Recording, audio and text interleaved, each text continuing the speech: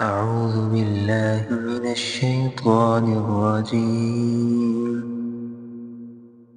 بسم الله الرحمن الرحيم.